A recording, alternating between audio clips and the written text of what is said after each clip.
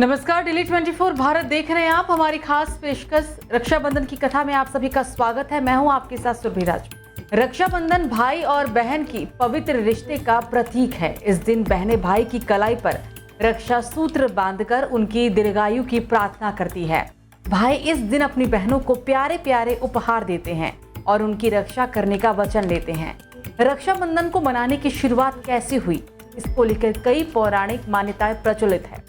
आइए जानते हैं रक्षाबंधन का इतिहास और इससे जुड़ी कहानियां। महाभारत में एक बार युधिष्ठिर ने श्री कृष्ण से पूछा कि मैं सभी संकट से कैसे पार कर सकूंगा, इसके लिए कोई उपाय बताइए। तब भगवान श्री कृष्ण ने युधिष्ठिर से कहा था कि आप अपने सैनिकों को रक्षा सूत्र बांधें। इसके लिए युधिष्ठिर ने अपनी पूरी सेना को रक्षा सूत्र बांधा था, जिसके बाद युद्ध के दौरान युधिष्ठिर की सेना विजयी हुई। इसके साथ ही महाभारत काल से रक्षाबंधन को लेकर एक कथा और प्रचलित है। जब भगवान श्री कृष्ण ने शिशुपाल का वध किया था तो उसके दौरान भगवान श्री कृष्ण का हाथ घायल हो गया था। इसके बाद द्रौपदी ने अपनी साड़ी को फाड़कर भगवान श्री कृष्ण की उंगली में बांधा था। उस समय भी भगवान श्री कृष्ण ने द्रौपदी को इसके बदले में रक्षा करने का वचन दिया था। जब द्रौपदी का चीरहरण होने लगा तब भगवान श्री कृष्ण ने द्रौपदी की मान सम्मान की रक्षा भी की थी। चलिए अब आपको रक्षाबंधन के पीछे की एक और पौराणिक कहानी सुनाते हैं। एक दिन भगवान श्री गणेश जी अपनी बहन मनसा देवी से रक्षा सूत्र बंधवा रहे थे। तभी उनके दोनों पुत्र शुभ और लाभ ने देख लिया और इस रस्म के बारे में पूछा। तब भगवान श्री गणेश ने इसे एक सुरक्षा कवच बताया।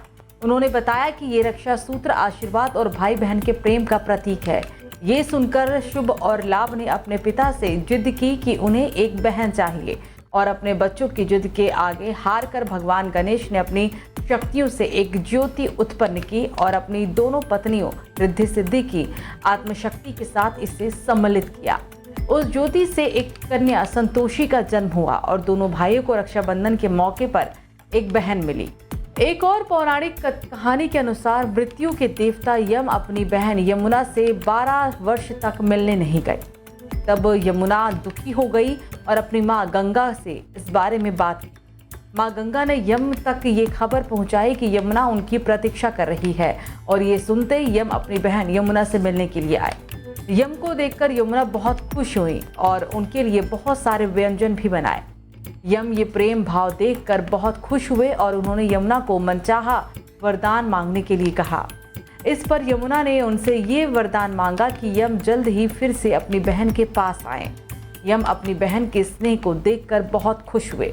रक्षाबंधन का संबंध बादशाह हुमायूं से भी माना जाता है। हुमायूं ने भी कर्णावती को बहन का दर्जा देकर उनकी जान बचाई थी।